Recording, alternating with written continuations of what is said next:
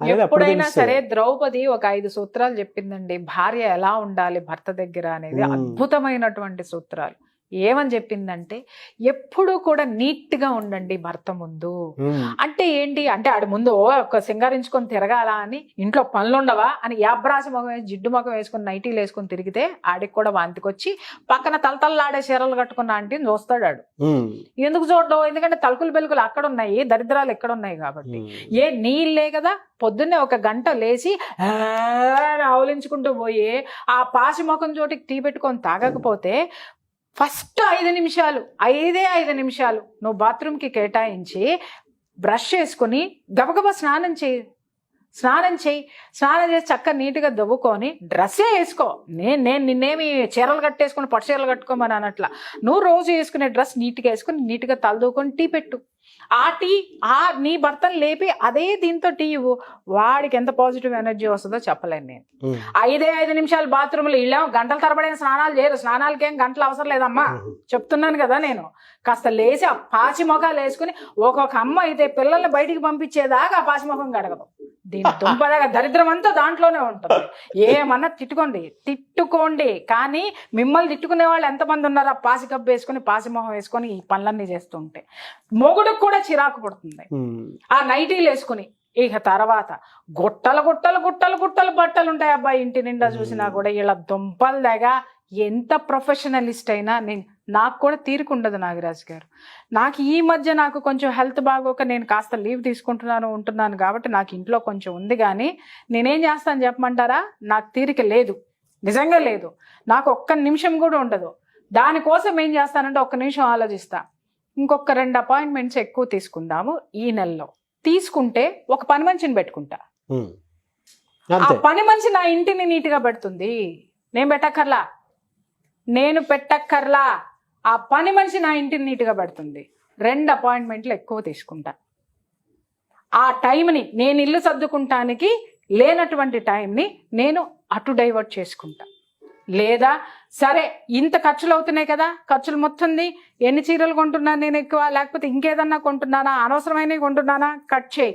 ఈ 2000 మిగిలిన ఈ నెలలో 2000 కోసం ఒక అమ్మాయిని ఒక గంటకు మాట్లాడుకుంటా రోజుకి. అమ్మ ఇల్లు ఇదిగో పొద్దున్నే వచ్చి పనమ్మాయి ఇది చేసిపోతుంది, ఇదిగో నా గుడ్డలు మడత పెట్టి నా రాకుల్లో సర్ది పెట్టడానికి ఈ 2000 నీకు వస్తావా?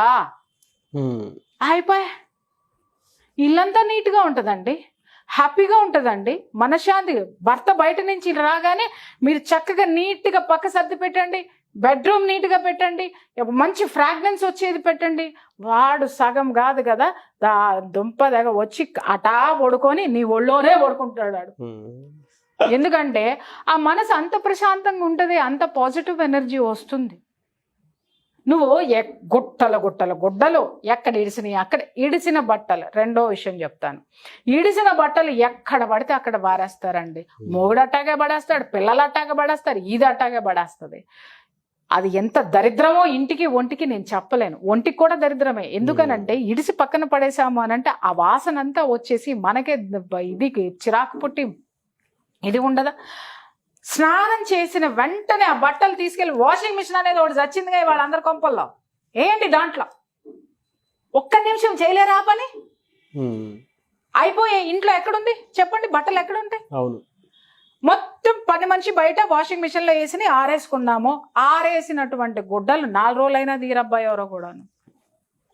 ఖాళీ లేదండి, బిజీగా ఉన్నానండి. నీ బిజీ బొందబెట్ట. రేపొద్దున దరిద్రం ఇంట్లో చుట్టుకుందంటే, ఇంటికి ఒంటికి డబ్బుకి చుట్టుకుందానంటే మొత్తం ఇంట్లోనే ఉండాలి ఆ దరిద్రాన్ని వేసుకుని. అర్థమైందా అండి?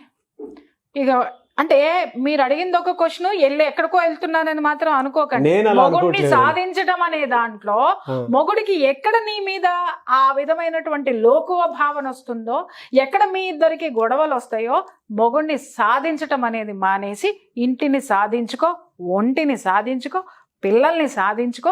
నీ వరకు నీకు ఏ విధమైనటువంటి లోటు రాకుండా చూడు. ఆ తర్వాత వాడు ఏమన్నా ఉన్నాడు అనంటే ఒక్క నిమిషం అని చెప్పి బోల్ట్ పెట్టు, లాగి పెట్టు, ఒకటి పీకు. ఎవడేం మాట్లాడు. బయటకు వచ్చి కావాలంటే నువ్వే ఏడు నన్ను కొట్టాడండి అని. అంటే నేను ఇక్కడ ఊరికనే చెప్పలా, ఈ పనులన్నీ చెయ్యాలి. చేసి చెప్పురా ఏంది? ఏడ తప్పు చేసినా నేను? ఎక్కడ లోటు చేసినా నేను నీకు? బెడ్ మీద చేశానా, బెడ్రూమ్ లో చేశానా, ఇంట్లో చేశానా, తిండికి చేశానా, ఒంటికి చేశానా, ఇంటికి చేశానా? ఏందిరా మాట్లాడుతున్నావు? నాడు నాడు చెప్. ఏ మొగుడు నోరెత్తుతాడో చూస్తా నేను. ఎత్తాడు అనుకుందాం, తీసా చొక్కా పట్టుకున్న బయటికి చూపిమని చెప్పాను. దరిద్రాలు కొంతమంది మొగుళ్ళు మాట్లాడతారు, అదట్ట ఇదిట్ట అని. మాట్లాడతాడేమోనని భయంతో సగం కాపురాలు చితికిపోయి చచ్చిపోతాయి, సగం రోగాలు వచ్చేస్తాయి.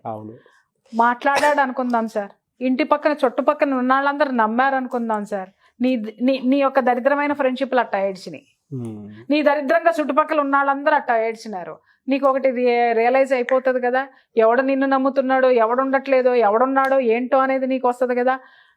సొంత ఇల్లు అనుకో, అద్దెకిచ్చేసి ఇంకొక ఇంటికి వెళ్ళు. అద్దిల్లు అనుకో, ఖాళీ చేసి హ్యాపీగా ఇంకొక ఇంటికి వెళ్ళు. అర్థమైందా? కానీ నీ జీవితాన్ని నువ్వు చక్కబెట్టుకో. నమ్మకం. భార్యాభర్తలు ఇద్దరి మధ్య ఉండాల్సింది ఏంటి అని అంటే నాగరాజు గారు, నమ్మకం.